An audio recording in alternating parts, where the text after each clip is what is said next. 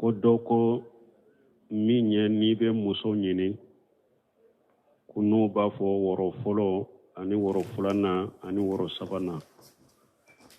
ko obe chugodi bo nunun be ankalla dawde kono nunun te silamiya sariya kono silamiya sariya ka muso nyini chego anyo fo niye muso ye akadiye ibeta aka waliju de fe ube be ci ciyama ika karasa ne ba fe na ya suriya ya fule na ya surima ya ciden ko ikata ika ayira ila hari na sutura lende do anye dawu ateke farawu akunkolo asem farawu aka fini bon nono na ika laje wode be ke sababu furube dumeni nyogonje a ube nimo ke ni muso iba tebe serawu fo sebo yo be ke be seki isigi yoro dola ube ki jo yoro dola temeto kallaje na hara hakilitala bon nin kera eba nyini aka woli jude fo donc nu oye sira dima sira belaliye nu domin fora sa ko i kachide unati nindoi musoka dima furuka siri i kachide umbeta i ka wokilu beta karasa de i ka dem muso karasa ye ako akada ye annana wode kola aha ndem muso karasa nyadi karasa ma anya minaye furuna furu ninya bora ama boy na wujena na furu siri ninde me woroko nono bankal la dawde kono lute silamiya sariya mananu yede hadisa mananu sunna mananu ye ciden tilela tamaro tumbe akacha me ama ate hadisa sila ko ciden naka seba ube tabino ko furu la ninya tamaro folo e ninya tamaro fulana ninya tamaro sabanate ita ye hadisa sila donc ute silamiya sariya kono la dawde do dron nube hada madaw nyere bon ite silamiya sariya kono ambe mu fo yenninde aha wa alaikum salam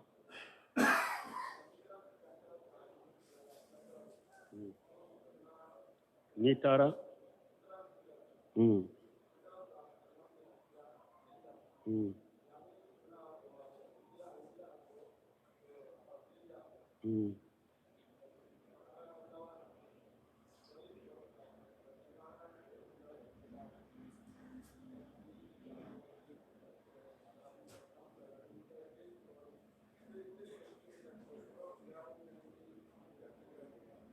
bon ni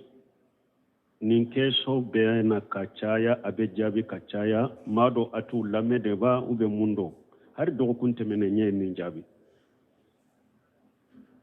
ni na ciden ko ni na almami ni jamama ni iya almami sallallahu halala kabaru fili jole ka fara almami ka ni ko ni na ya almami be salli kono enye iya almami sallallahu halala e jole ka kabaru fili ka faraka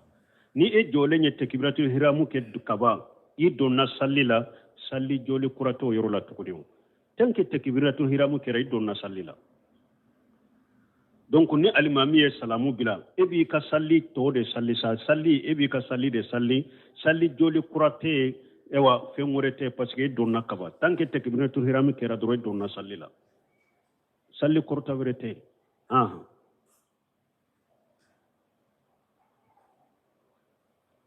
Waalaikum salam. Tebo hatibu bin Abi Baltata antun ko amba fa kafara tawsirika me anyina nako. Ayel letri min sebe katamaka tuma min letri nana akalana. Ciden ko hatibi bin Abi Baltata ma akon nimfana kore munye ako cide kana korto mare. Mfana man ninke munafiqiya kama koy make dina fana juguya kama komi makka mbe tumbe makka kafiru de kera sababu ye kala boy anyanka demba yawde toye ande umbe ankan nafulu be mogo kelen nana makka kawula ibasuru bole makka ki kan nafulu munun toye ibasuru mogo do ka balima suru do bi bole abe occupé kan nafulu la mais ne tumbe makka me balima suru tembolo makka nyin kan na folo toye fana mfana yen ninkede ni makanyemaw ye nin lettre kala donc on fana ka demboya munun nin kan nafolo munun be u be ke sababu janto ulula ne fana ya ke ni hakilina ye ne ma ke dina koniya kama ma ke munafiqiya kama nya ke ni ninde o me ana taw anya fo chogomi ayal Allah ye sura jigi suratu mumtahina Allah ya jalagi ye bara minke amanye ne ciden ka seba de do aya sura ye badri kele ke Allah ya farama wote junubu ye na ba kanna Allah ya farama la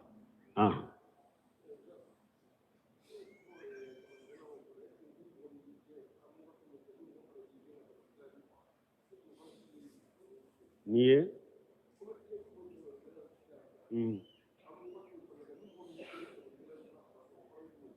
wow ko ni mo me nya dabal kilaw fagal min fo ni mo mi nyidde ka dabal kilaw fagal be cogo te daga ye dabal kilaw ka fagal min fule ni nye al muhakkamatu shar'iyya walil amru de bake masakew de ka bara do walil amru de taye ka sariya bo mogola jamakulu kana fara mogo nyogon ka ko be sariya bo mogola mogo kelen kana wuli ko be sariya be mogola o tebbe nyema u de be sariya bo mogola mogo kelen te sekate alaykum salam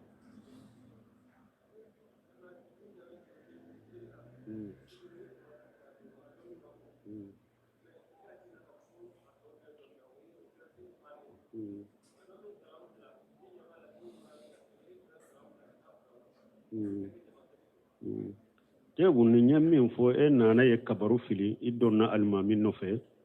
ima fo isoro sallila me salamu ko fe nyabe jama werela o bake ka jama salli don ke ko be se ka tige ka farawulu ka jama salli baraji soro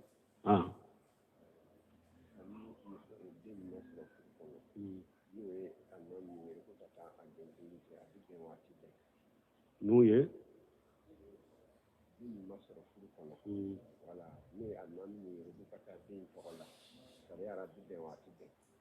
ni nyammi nyininka ko demme masoro furu kono ko nu yalima min wele ko ikata wodden kundi abe daga ikata yewa hari demme nyire soro la furu la sunnate ko alima kata den kundi lawo den kundi sunna yede ciden ko ni ye den soro atile wolon fulana iki den kundi saga faga ki ka den to wole amadilo ko ike ibalima mi wole ko abeti so kata den kundi amadilo ko sogoma ibe jama wole kata so doni ke bawo nyinin kara wala yere sogoma jonna den kundi tile wolon fula sogoma jonna jama ka nyogon dalaje e ka sokono ka ke komi konyo dumuni ube tobi doni ke bawo ko ni mo mi nyaake ni dina to ni sunna ko de ye bidiya ke ate dina kono me do bolo niya kede ne man ninke ni dina to de ne man ninke ko sunna de do an kala da de ni nyedor ne ya ko de kama uko o yibolo lada o yibolo ni sonjay bashi tala don ko do bolo nin kanka me kana ke ko dina de to do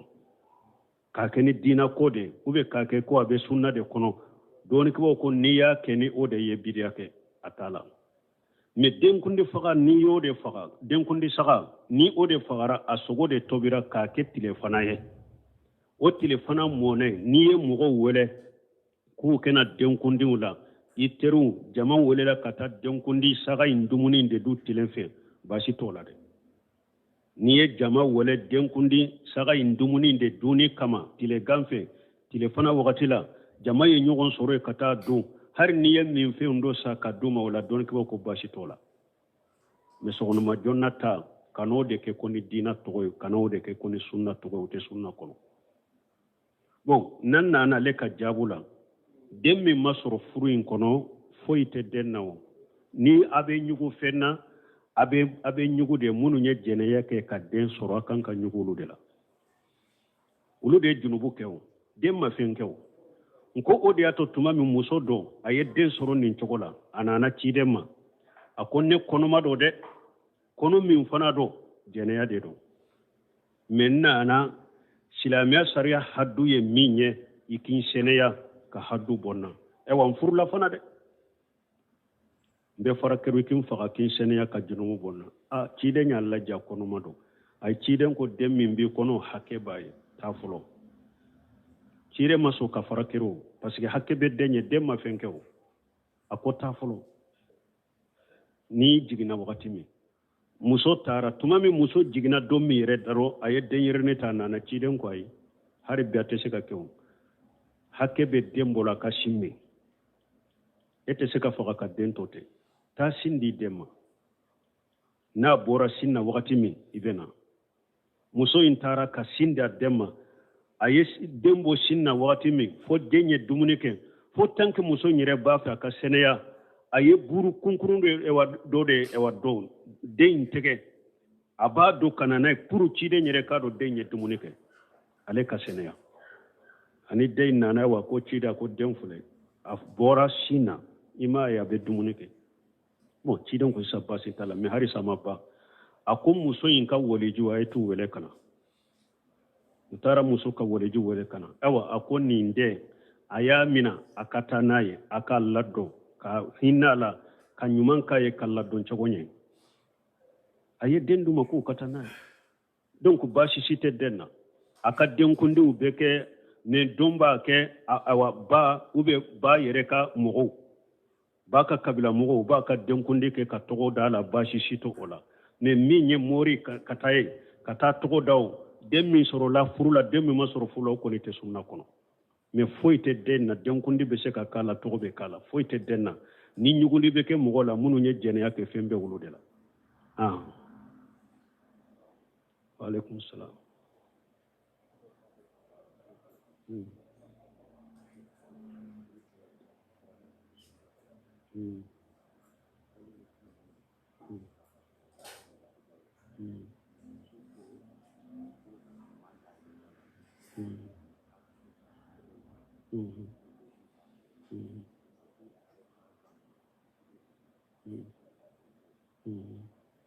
Tebo ko mogodo akwa bafe kamuso do furu silamia sharia qur'ana ni sunnaka muso infana jena noye me ale bafe kamuso in ka furu qur'ana ni sunnaka dirre kono foli foyin kana ke suin ewa furin kono mana ube ewa mijiki munu ni foli munu ni ala soso munu ke furu la leta fe ulukake bon me muso fana ko tiala ale shekote ola akasomo ale shekote ola kasemo bari ola somo bu ka foli munu ke ale shekote akasomo ola ku bari ko tie ko ale kanka deson jumanta sisa o folo la folo furu silamia sare no yake muso ma ka jembe fo na teke wali cede nyana silamia sare furu ka bange silamia sare ka linyini do furu ka bange jembe ka fo muso damaw de ba ke tie kana yu chela u yere kana ke donke fana ka pa ka ido u kana donke ukana donkinu fana fo donkinu ni nubu kanjana wali chogu kame ukana donkinu fo donkinu munumbe mo fitina ni nan nubu kono no damaka yoro nyugo soro yoro la ka jembe fo be furula bashi tola de me awun tawude ubafo ni masumu nunu ulu ye haramu ye utilite bere kare kono no da bedde kono no la kamariya ube mo no fe photo be no fe kosumu ulu ye haramu ye islamia sariala no halami islamia sarela me furu nyogo ma fula na ushe kotala e kam muso e dina tigide e jogo nyuman tigide e kam muso dina tigide jogo nyuman tigido ambode fo ka gele ya wakati be don ke bo bore fo ka gole ya wakati be jiyan laba me ambala muso dina tigina jogo tigi kasoro ka gele jiyan laba me ambala muso fana alaka ebbe cheki kambo inofe dina tigido jogo nyuman tigido fo mangele nae biu fula ka nyogo soro mogo la sisa fo mangele nae don ke ko ni mogo mi nyo soro awa eye sanu soro ye jama soro de togo siu kana ta kida wala ni sugu wambe bilasirale mi fo ni amuso ye dina tigi jogo tigi do ale ye dina tigi de jogo tigi do janko tawhid ni sunna bu bolo ale bado ni ale bora muso nan nin kama ni alama fara muso in kana tabbe fashiri doma kaka hijabu borto ka bola kaka dina buwa bolo ube ana me sigila ate furu fo abe kamalla jarabi ye na ye nunun do ni muso setala ko akamu ka foli mbla ale setala ukumanu fu udesera ni nyimbe komi ulu shekote ni nala ko fattakullah musafatu ala ko hada maden kasira ala nyi kase ko dama yiradela ni aw tafe aw yayira aw desera ci don ko manara minkum munkar fal yughayru bi yadihi akoni mugo minye ko nenye ayele mani boloy ko minni yem masake ube yeddu tige bisiga minye le mani bola yele mani bolay ako famal lam satiya fa bil lisanihi akoni mugo min mat seka ko nenye le mani boloy inen kafo a karasa an koni ka furula abeni foli munun ka mandanye de na yu toye wode kanyi haraka furu nunu foli munun be ke ni wori kode do mbe wori dima munun baka ku ka wori doma me anjera ku kana foli nke iki seko beken nina ika abali ninne ciden ko ninne mase faman lam satafa bi qalbihi ninne fana be mase ka ke ete se ka fo ku kabila ube harin ni yafo ate mina aya ko ka dusukun kono yini ka muso ka furu nan furula abaka dina ko ke nan ye nyogon soro ka baba ka dina ko ke u ka foni nu ka fembu boro tanka u sentala akoni mbaw dusukun kono ala ko fattakullah masatatum akana furun ciyanai akana so ni dina tigi fulado aye nyogon soro ni tola akana so furin ka ciyani ninye aya ko ka dusukunna aw sheko tala aw ka furuke u ka foni nu bake ajunubu kai ala kan de malaka kin mandama wa alaikum salam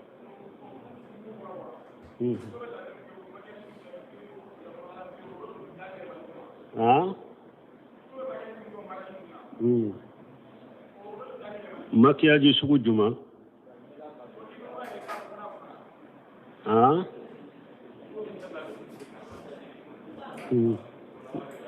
bo makiyaji minye kanye da uchene de doni ke bago nyinen karanni na muso na be furu domi anyini nendo akamasiri na yasur makiyaji mununye masiri de na te hada maden yelema ki bila bagandan chogo dola uba ti bila fenyana ma ya chogo dola ki yere compare comme fenyana mani few makiyaji munundo ku yere chenyi de ki yere masiri i cheyede mesi fana kotala ima mesi tugu ini mesi fana umudu diko boy ku tige ka boy ka nyeda chenyi ni o makiyaji sugu de don pour masiri de do iri yere la doni ko bashi tola de na ko min bi yele masaki ke fe ngore o koni mo kani yele makike chogore de ki bo hada madanyala min ni masiri do makiyaji min masiri dama de ki nyeda o masiri i furu do ewa i cheye bashi to na nyogona la don ko bashi tala alaka dali yele malika na yala do ani fana akana ke wali chewnyana wali chew kani iye alade parce que ibi masiri chede ate daga kuma muso wali che shikiye oye haramuye ni abeke wali chew de biye abe dabo de kama oye haramuye de parce que ni masiri ire masiri adagari che dronde kiye amad daga wali che shikiye alaykum salam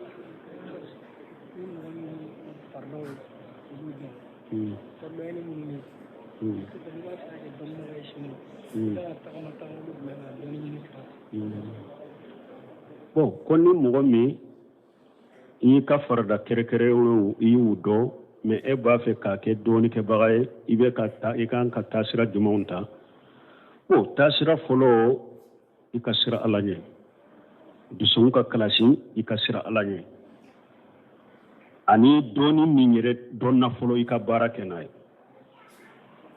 ala ɲɛ siranya dusukun kalasi a bɛ dɔɔni barika ka jiri ani n'i bɛ baara kɛ ni dɔɔni ye a bɛ dɔɔni jiri Ahmad bin Hanbal y'o de fɔ al ilmu yahtafu bil amali fa in ajaba istaqarra wa illa irtahala Ahmad bin Hanbal ko ni dɔɔni sɔrɔ la dɔrɔn ni mɔgɔ ye dɔɔni sɔrɔ a ko dɔɔni bɛ baara de wele kana n'i ye baara kɛ n'i ka dɔɔni ye dɔɔni bɛ sabati faamu bɛ sabati a bɛ jiri ka taa barika bɛ don a la mais a ko ni dɔɔni sɔrɔ la i t'a kɛ ka baara kɛ n'a ye dɔɔni in bɛ taa de hari n'a yɛrɛ tora i bolo barika si t'a la donc hadamaden ka sira la ɲɛ iki dusukun kalasi imam na safa ko ale della kayira ka karamogo la ko na ale ye min durusi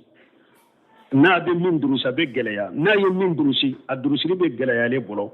ni min fana durusira ka tele ka bo ako ale ka karamogo ya bilasira ko ka sira lanye ko ale ni yira ka karamogo ko karamogo ko ale ka sira lanye de donc ni ba fe doni ka jidi isira alanye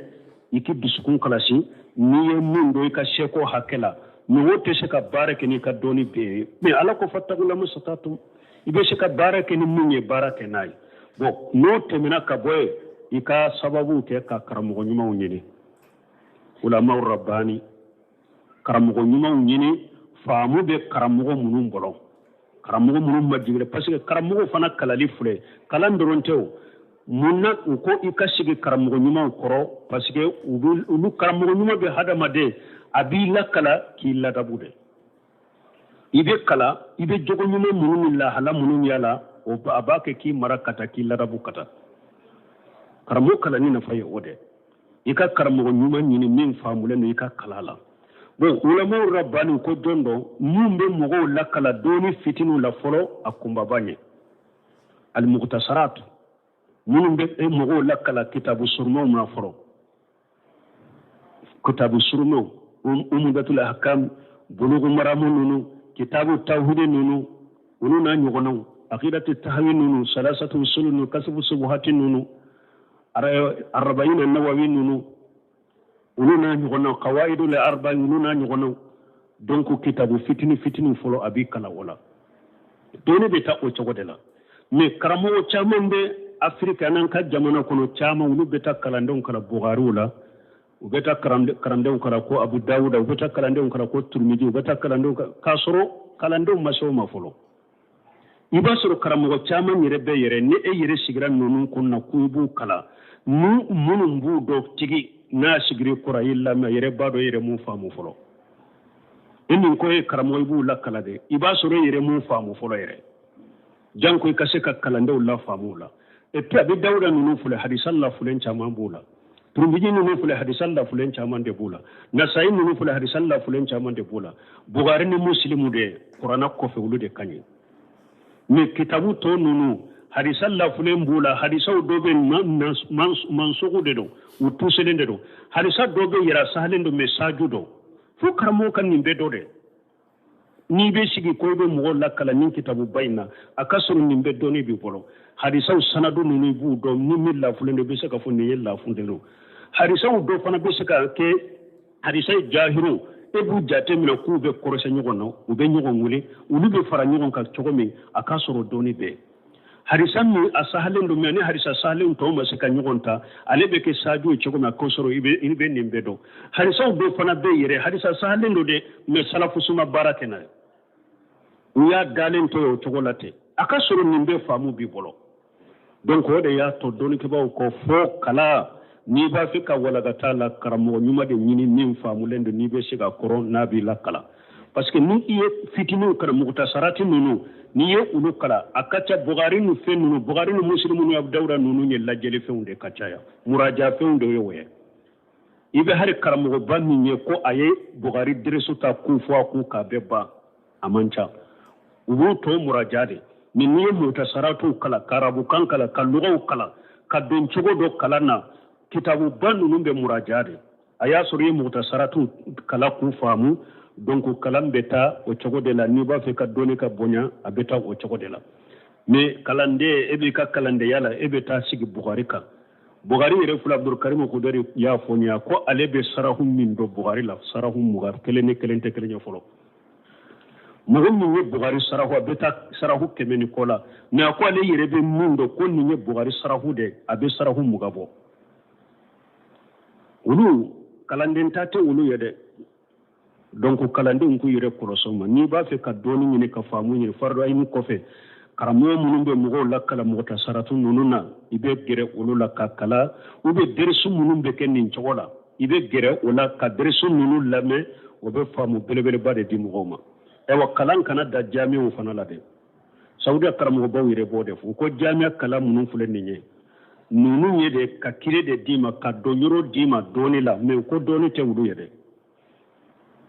doni kedere ima in saudiya yere umu ka ko bilani uka jami'a nunu be me karamo kelembe ni be jami'a la iba soro sigilembe misiri fana kono ika seji be ibi ka derisu di ka kalanduma ibe kitabu la kalaila kalambe ta o cogo de la ni tora ni jami'a fana ye kombora ni wanin kala si hakena mbora ni diplomu nye ima sigi karamo koro ka kala uma kitabu nyini fana ka murajake awa ika doni to ka jedo de harbi doni haqiqa masoro bolo de donc nunun ka to uka famu hari nabe jami'a munun kala ni naka jami'a kala me tusuro aye sigi kala mo koro tawsiru la hadisa ka sarahu la pour akase ka dina famu doni be wala kata nin to de la subhanakallahumma rabbana bihamdika ashhadu an la ilaha illa anta astaghfiruka wa atubu ilayk